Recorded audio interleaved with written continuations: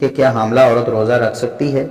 یا اس کی قضا کر سکتی ہے یا فدیہ دے سکتی ہے، اس بارے میں وضاحت کریں۔ یعنی وہ پوچھنا چاہتے ہیں کہ حاملہ عورت کیا کرے، حمل کی حالت میں وہ روزہ رکھے یا روزہ چھوڑ کر بعد میں اس کی قضا کرے یا اس کا فدیہ دے۔ دیکھیے اس حوالے سے سب سے پہلے تو قرآن کریم کی آیت ہے وَعَلَى الَّذِينَ يُطِيقُونَهُ فِدْيَةٌ طَعَامُ مِسْكِينٍ، یہ سورہ بقرہ کی آیت نمبر 184 ہے۔ یہ جو آیت ہے، اس آیت میں پہلے یہ آیت چونکہ منسوخ ہو چکی، اس کا بعض حصہ منسوخ ہو چکا ہے کہ پہلے عام لوگوں کو اجازت تھی، سب کو اجازت تھی کہ جو روزہ چھوڑنا چاہتا ہے فدیہ دے، روزہ چھوڑ دے، بھلا چنگا ہو، بیمار نہ ہو، مسافر نہ ہو، تب بھی روزہ چھوڑنا چاہتا ہے فدیہ دے، روزہ چھوڑ دے۔ یعنی یہ ایک آپشن رکھی گئی تھی، لیکن بعد میں فمن شہد منکم الشہر فلیصمہ، اس آیت نے جو صحت مند لوگ تھے اور جو مقیم لوگ تھے ان کے لیے اس حصے کو منسوخ کر دیا اگلی آیت نے، کہ جو بھی اس مہینے میں موجود ہے، مسافر اور بیمار نہیں ہے، وہ روزہ رکھے لازمی طور پر۔ البتہ جو حاملہ ہے، جو دودھ پلانے والی عورت ہے، وہ اب بھی اس حکم میں شامل ہے، اور اسی طرح جو بوڑھا ہے وہ بھی دائمی بیمار جسے کہتے ہیں، وہ بھی اس حکم میں شامل ہے۔ اور یہ سنن ابی داؤد میں اسی آیت کی تفسیر میں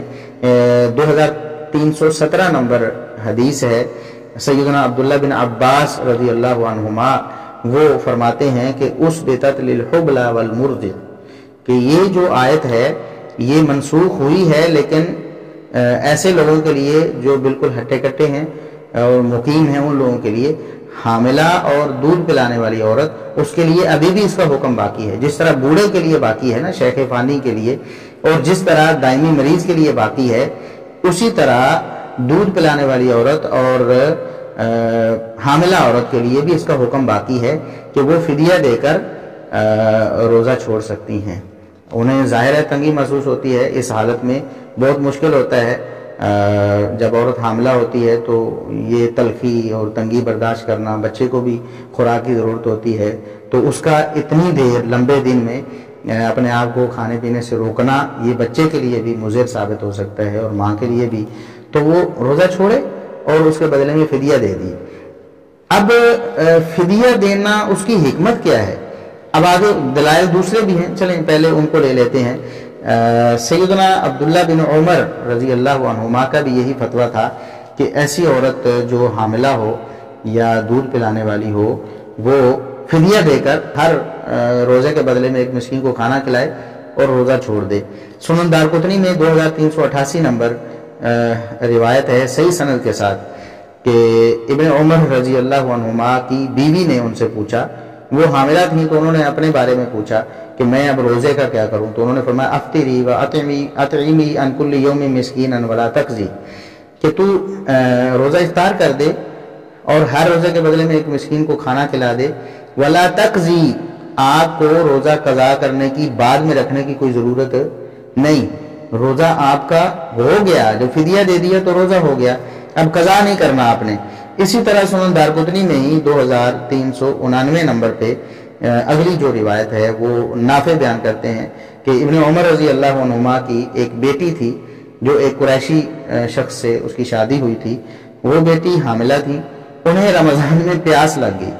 روزہ رکھا ہوا تھا، پیاس لگی، اور انہوں نے عبداللہ بن عمر رضی اللہ عنہما نے دیکھا کہ بیٹی کو پیاس لگی ہوئی ہے، یہ حاملہ بھی ہے، تو فَأَمَرَهَا ابْنُ عُمَرَ، ابن عمر رضی اللہ عنہما نے انہیں حکم دیا اپنی بیٹی کو ان تفطر، کہ وہ روزہ فوراً چھوڑ دیں، وَتُطْعِمَ عَنْ كُلِّ يَوْمٍ مِسْكِينًا، اور ہر دن روزے کے بدلے میں ایک مسکین کو کھانا کھلائیں۔ اور اس حوالے سے سنن ترمذی میں 715 نمبر حدیث بھی ہے جس میں سیدنا انس رضی اللہ عنہ بیان کرتے ہیں کہ رسول اللہ صلی اللہ علیہ وسلم نے فرمایا کہ اللہ رب العزت نے مسافر سے روزہ اور آدھی نماز معاف کر دی ہے، یعنی اس کو رخصت ہے کہ روزہ چھوڑ دے اور آدھی نماز بھی چھوڑ دے، یعنی قصر کرے، اور اسی طرح حاملہ اور دودھ پلانے والی عورت سے اللہ رب العزت نے روزہ معاف کر دیا ہے۔ تو اب اس کی حکمت کیا ہے کہ ایک عورت جو حاملہ ہے وہ اپنا روزہ چھوڑ کر فدیہ دے دے؟ ایسا کیوں نہیں اس پر لازم کیا گیا کہ جب وہ حمل سے فارغ ہو جائے گی تو پھر روزہ رکھ لے؟ جس طرح ایک مریض شخص کو اجازت دی جاتی ہے کہ وہ مریض ہے تو جب صحت مند ہوگا تب روزہ رکھ لے، تو حاملہ اور دودھ پلانے والی عورت کو یہ چیز لازم کیوں نہیں کی گئی؟ تو یہ بڑی واضح بات ہے، کوئی شخص تھوڑا سا غور کرے اس کو بات بالکل سمجھ آ جائے گی کہ اللہ رب العزت کی حکمت بالغہ ہے اس میں کہ اگر ایک حاملہ عورت یا دودھ پلانے والی کو یہ لازم کیا جاتا کہ وہ عام دنوں میں بعد میں حمل اور دودھ پلانے سے فارغ ہو کر روزہ رکھے، وہ تو بیچاری رگڑی گئی۔ ایک عورت کی ابھی شادی ہوئی مثال کے طور پر، وہ ایک بچہ اس کے پیٹ میں آتا ہے، وہ حاملہ ہوتی ہے، روزہ چھوڑتی ہے، سال گیا، 2 سال دودھ پلاتی ہے، 2 سال گئے، 3 سال گئے، اتنی دیر میں دوبارہ حاملہ ہو جاتی ہے، پھر 3 سال گئے کم از کم، تو اس طرح اس کے 5 بچے ہو جاتے ہیں تو 15 سال گئے، اس کے 7 بچے ہو جاتے ہیں تو 21 سال گئے۔ 21 سال اس نے روزے نہیں رکھے، ظاہر ہے کہ اس کو اللہ نے رخصت دی ہے، اور اگر اس کو قضا پر پابند کیا جائے تو 21 سال کے روزے وہ کب رکھے گی؟ یعنی 21 سال کے 21 کو 30 سے ضرب دیں، آپ کو پتہ چلے کہ یہ کتنے 600 سے اوپر روزے بن جاتے ہیں۔ 600 روزے بیچاری کب رکھے گی؟ وہ کتنے سالوں میں رکھے گی؟ اور اتنی دیر میں 5 سال بچے پیدا ہونے کے بعد عورت بیچاری بوڑھی ہو جاتی ہے، وہ دائمی مریض بھی ہو سکتا ہے، بن جائے اتنی دیر میں، اور بوڑھی ہو جائے اتنی دیر میں، پھر وہ روزے کیسے رکھے گی؟ تو کتنی صاف سی بات ہے کہ شریعت کی حکمت بھی اس میں ہے کہ وہ 7 سال فدیہ دیتی رہے۔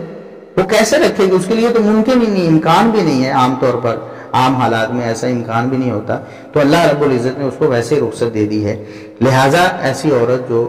حمل سے ہے اور ایسی عورت جو دودھ پلا رہی ہے، وہ اپنے آپ کو مشقت میں نہ ڈالے۔